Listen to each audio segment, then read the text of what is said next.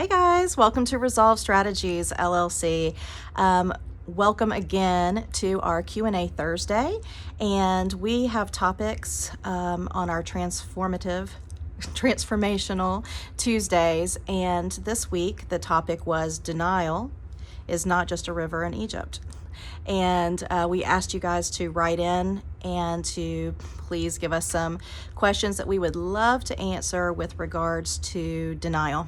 So I've got Kelly with me today, and Kelly is going to ask the questions that we received. And again, I always want to preface this. One, this is not therapy, okay? This is just a therapist answering some questions. So not to be confused with your own therapy, which we do recommend every human being living on planet Earth for long enough get. Okay, but I have not heard these questions, so rapid fire again. Go ahead, Kelly. All right, our first question. What does denial look like in our everyday lives? What does denial look like in our everyday lives? Well, we wouldn't know, would we? Because we would be in denial. So again, one of the first things that pops in my head when somebody asks that type of question is, who do you have mirroring your life experiences?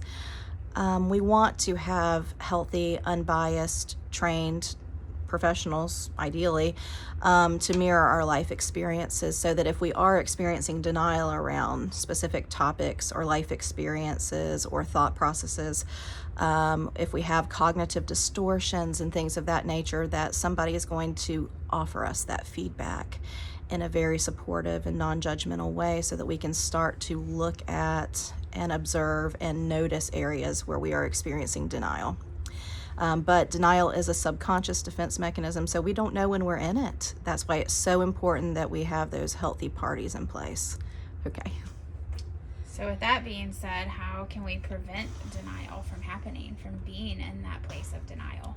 Okay, so this question is, how can we prevent denial from happening? And the answer is you cannot. We have certain areas where we're going to be very susceptible to denial, and it's in those very painful places deep inside of us that we're not ready to look. Denial, like I said, is subconscious, so we're just not ready to look there. It's too painful cognitively, emotionally, mentally for us to take a really honest look. That's why we need to be in a supportive environment to do that. And very naturally, as your life experience is mirrored to you, you'll be able to look at those things in a very non-judgmental and curious lens and start unpacking some of those painful things. And that's when you start to acknowledge denial and work through it and overcome it. Hope that answered that question. Did it? I think so. Okay. Next, sorry. So you can't help denial from coming up. So there is really not much of a practice except for just continuing to put yourself in front of caring, compassionate, trained individuals willing to help you along that journey. But there's not a daily practice that can help with that subconscious defense mechanism like denial coming up. Okay. How can I help someone else recognize their own denial?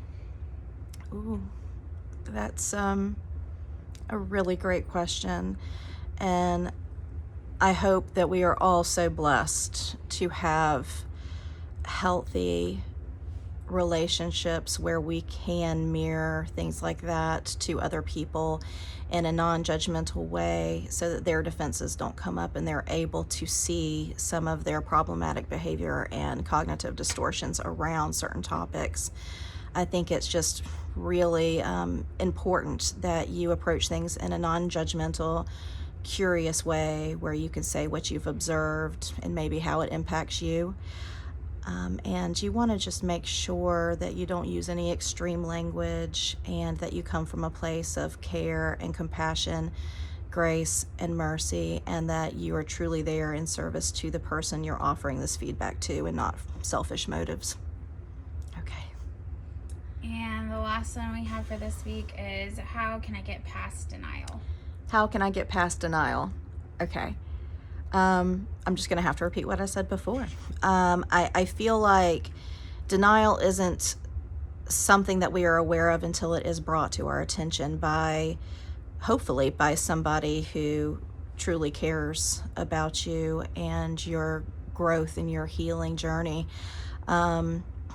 So when that does come into your consciousness, when it does come into your awareness, I ask again that you approach it with curiosity, honoring every single one of your life experiences and your emotions and everything that comes up when we are challenged in those areas.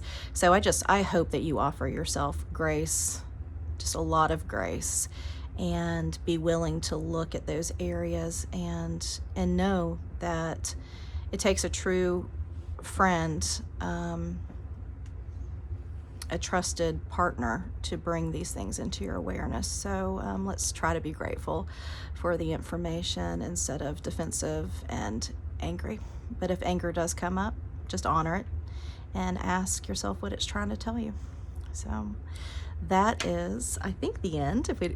We are done with questions regarding denial, but please know that denial is just one of the many defense mechanisms that come up subconsciously as we are confronted with significant and overwhelming emotion and memories. So if you want to learn more, please, join us. Go on to www.resolvestrategiesinc.com. Join the discussion. Ask for additional tools or inventories. We're always happy to meet our community's needs. So we'll look forward to seeing you there. Take care.